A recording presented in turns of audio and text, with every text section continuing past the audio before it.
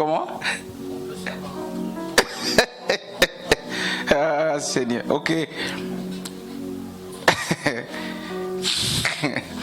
Ok.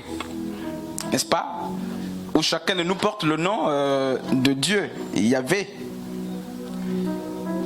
N'est-ce pas? Bon. Mais je sais que chaque chrétien ou chaque disciple de Christ porte ce nom-là. Hein? Sur Joyce. Comment on porte? Oui, comment en fait la manifestation de ce nom. Ok. Ok.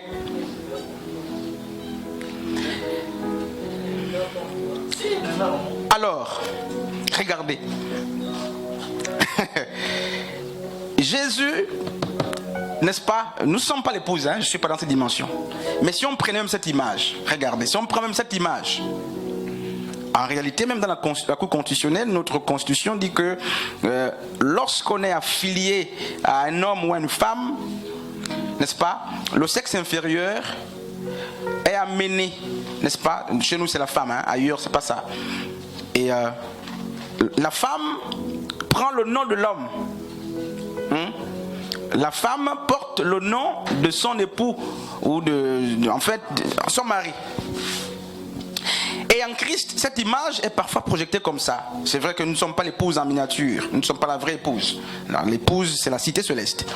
Mais Yeshua à nous, n'est-ce pas, nous donne sa vie. Or, la vie est dans le nom.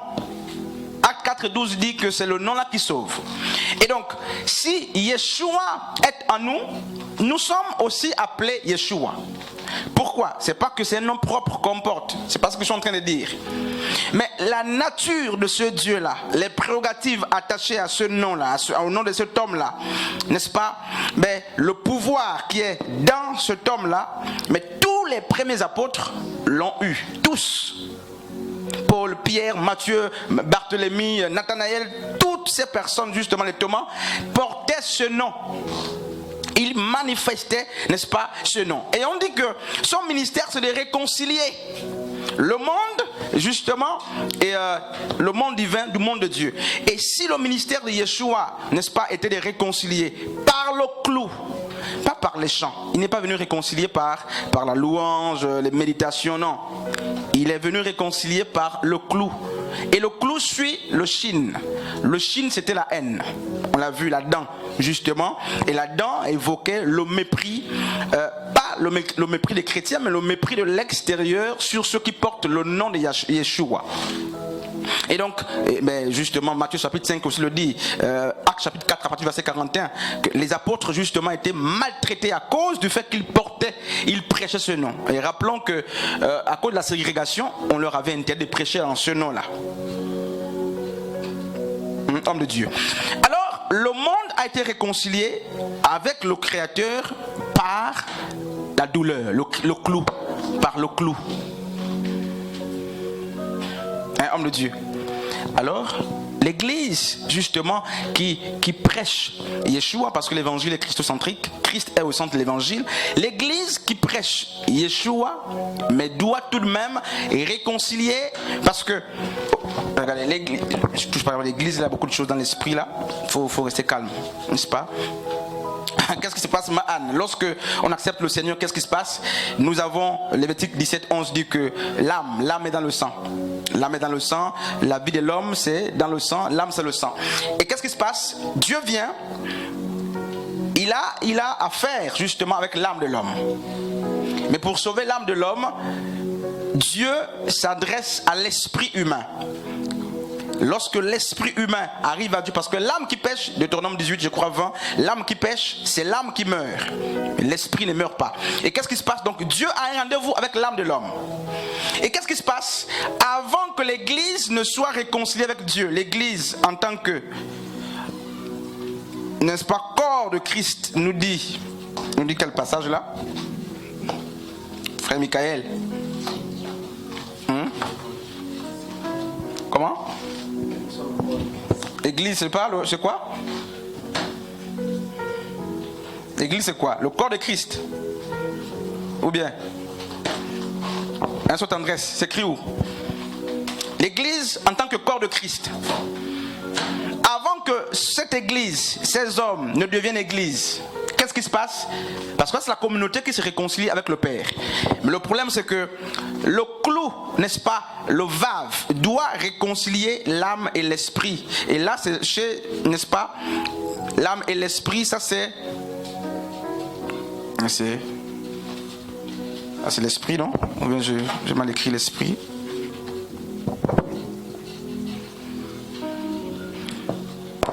Alors qu'est-ce qui se passe?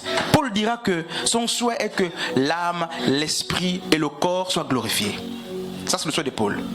Aucune dimension ne peut être négligée lorsqu'on est chrétien.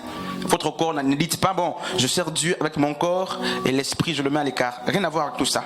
La volonté de Dieu, c'est que toutes ces choses soient gardées pures. Et donc, par le clou, Dieu dans votre vie veut réconcilier votre esprit et votre âme. L'âme, c'est elle qui est sauvée, c'est elle qui sera, qui va aller en perdition, ou c'est elle qui va être sauvée. Et donc, Dieu réconcilie le monde avec lui par la douleur, donc par le clou. Par le clou. C'est pour dire que nous aussi, mais on doit tout de même accepter, Maman Anne, ça, la vie ou le symbolisme de vave dans nos vies, pour nous réconcilier avec nos frères, pour nous réconcilier, n'est-ce pas, avec le monde autour de nous, pour nous réconcilier avec Yeshua, pour nous réconcilier avec, n'est-ce pas, mais avec le monde divin. Éphésiens chapitre 4. On va lire Éphésiens chapitre 4. Éphésiens chapitre 4. Je crois que je vais prendre une ou deux questions aujourd'hui. Éphésiens chapitre 4. Éphésiens 4 à partir du verset 10. Éphésiens 4 à partir du verset 10. Peut-être le micro. Ok. Éphésiens 4, 10. Et pendant qu'on prépare aussi Romains 5. Et donc Éphésiens 4, 10 et Romains 5, 10. Je lis la parole de Dieu dans le livre de Éphésiens chapitre 4 à partir du verset 10. Celui-là même qui est descendu, c'est aussi celui qui est monté, bien au-dessus de tous les cieux, pour qu'il puisse donner la plénitude à toutes choses. Romains chapitre 5 à partir du verset 10. Je lis la parole de Dieu dans le livre de Romains 5, 10. Car si, lorsque nous étions ennemis, nous avons été réconciliés avec Dieu par la mort de son Fils, à plus forte raison, étant réconciliés, serons-nous sauvés par sa vie. Quelqu'un comprend le texte? Quelqu'un comprend ça? Vous pouvez relire, homme de Dieu. Car si, lorsque nous étions ennemis, nous avons été réconciliés avec Dieu par la mort de son Fils. Oh, pardon, on s'arrête d'abord là, homme de Dieu. Hein? Frère Michael, tu comprends ce que l'homme de Dieu dit? Oui. Il dit, lorsque nous étions ennemis, nous avons été réconciliés avec Dieu par la mort. Quelqu'un comprend là-bas? Vous comprenez ce que ça veut dire, homme de Dieu? Je comprends. Je comprends. Sœur, tu comprends? Donc, maman, c'est maman quoi? Maman Georgette, maman Nadia. C'était pas le nom le dimanche. Charmette. Voilà, maman Charmette, voilà. Homme de Dieu.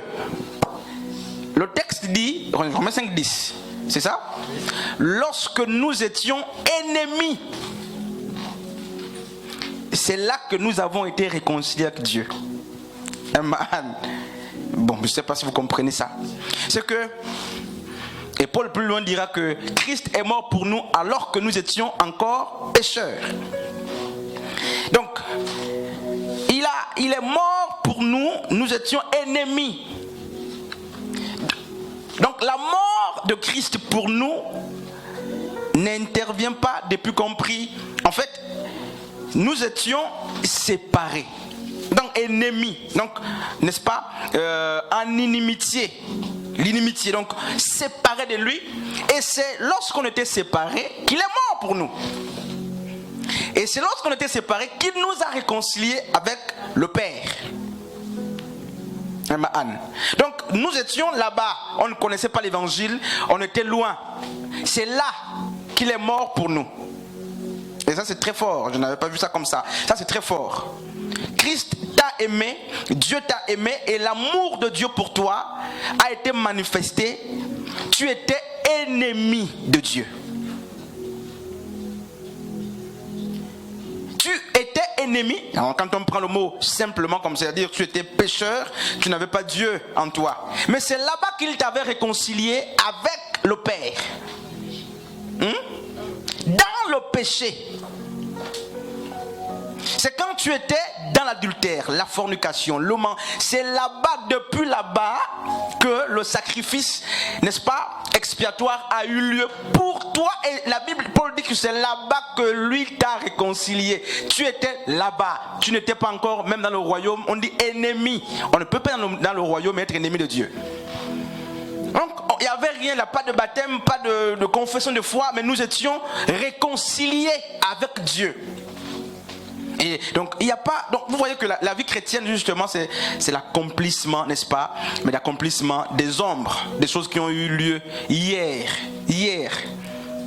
Car Christ est mort pour nous alors que nous étions encore pécheurs. Les gens qui s'inquiètent pour dire non mais Satan m'attaque, voici les problèmes, voici ce qui m'arrive, voici. La Bible rappelle ici que il a manifesté son amour pour nous. Nous étions, il n'y avait pas de chantres, pas de prédicateurs, tu ne faisais absolument rien encore. Et c'est là qu'il est mort pour toi.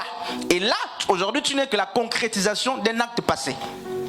Un acte lointain qui a eu lieu dans l'éternité, très loin. Et là, les pasteurs diront, mais ça c'est l'âme que j'ai sauvée. C'est une âme que j'ai prêchée. Je t'ai prêché en mars. Tu es venu à l'église. Mais la Bible dit que Christ nous a réconciliés avec le Père. Nous n'étions pas à l'église. On n'était pas membres de l'église. Et là, n'est-ce pas, c'est très fort. 2 Corinthiens 5, 18. On a lu ce texte, n'est-ce pas? Et je donnais un texte là, c'était quoi? C'était Romain. C'était Romain, justement. Romains 5, verset 10. Lorsque nous étions ennemis, il est mort pour nous. Et les gens qui ont peur des sorciers, alors qu'ils ne sont plus ennemis de Dieu, frère Michael, ça là, mais je n'ai pas vu les choses comme ça. Lorsque tu étais sans Jésus, sans Dieu là-bas, c'est là-bas qu'il est mort pour te ramener. Et là-bas, tu étais réconcilié avec lui. Depuis que tu étais là-bas, tu étais déjà réconcilié parce que le sacrifice a eu lieu. Parce que Apocalypse nous dit quoi, n'est-ce pas? L'agneau de Dieu a été immolé avant la fondation du monde. Donc là-bas, tu étais réconcilié. Et aucun sorcier ne t'a touché quand tu étais ennemi de Dieu. Aucune mort prématurée ne s'est approchée de toi lorsque tu étais ennemi de Dieu. Maintenant, comment comprendre qu'en Christ, justement, tu aies peur au point de multiplier prière après prière de combat, prière après prière de combat, prière sur prière. Et c'est la peur, n'est-ce pas? Et Acte chapitre 4 à partir du verset 10. Donc c'est le texte qui me venait à l'esprit. Donc c'était ça. Acte 4 à partir du verset 10. Frère Michael, tu étais réconcilié, tu étais pécheur. C'est ce que la Bible nous dit. Et il n'y a pas de pécheur en Christ. Même pas un seul. Acte 4, 10. Quelqu'un va lire ça? Frère Télé, pardon. J'ai eu la parole de Dieu dans le livre de Actes chapitre 4 à partir du verset 10. Ah, c'est Paul, Pierre qui parle. Sachez, vous tous, et tout le peuple d'Israël, que c'est au nom de Jésus-Christ, le Nazaréen, que vous avez. Que c'est au nom de Jésus-Christ, le Nazaréen, que vous avez attaché sur un poteau, mais que Dieu a levé d'entre les morts. Ok. Est-ce que quelqu'un m'a compris là-bas? Paul rappelle, justement après la Pentecôte ici, que sachez-le, vous tous et maison d'Israël, que c'est au nom de Jésus-Christ. C'est ça qu'il dit, frère Michael? Non, c'est pas ce qu'il dit. Sœur Tendresse, c'est ça qu'il écrit? Sachez que c'est au nom de Jésus-Christ que vous avez cloué à la croix, c'est ça?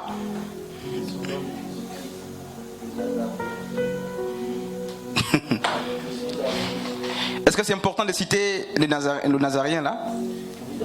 Est-ce que c'est important de citer Nazareth dans ce texte qu'on vient de lire?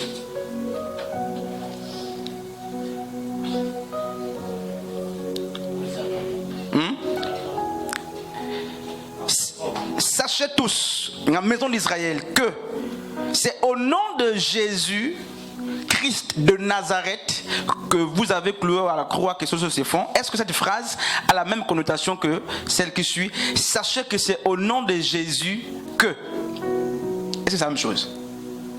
Non, ici, là, ils font la distinction. Parce que quand on parle dans le passage, on dit il sera appelé Nazarien.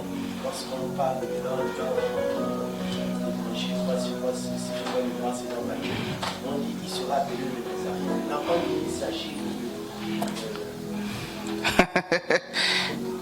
Est-ce que je peux enlever Nazareth dans cette phrase?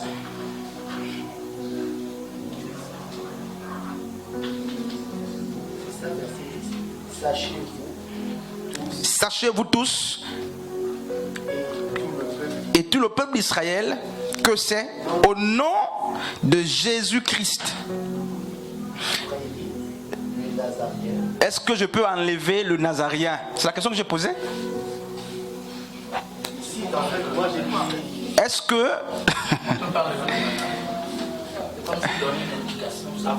Une indication. Voilà. C'est profond.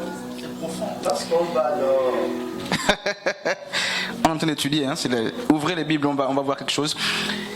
Donc, est-ce que le Nazarien, dans cette phrase, a sa place? Ou bien on peut enlever de Nazareth? Et la phrase garde le même sens. Ça garde Maman Nadia. C'est Maman Nadia. Merci. Maman Nadia. Ça garde le même sens. Ok. Ça garde le même sens. Ça garde le même sens. Ça garde le sens, mais il n'y a pas de précision. Ça fait la distinction. Mais si ça garde le sens, il n'y a plus de précision. Est-ce que ça garde le sens? Ça a le même sens? Moi, je pense que ça fait la distinction. En fait, c'est pour distinguer la personne. Parce que lorsqu'on va dans Matthieu 2, oui. verset 23,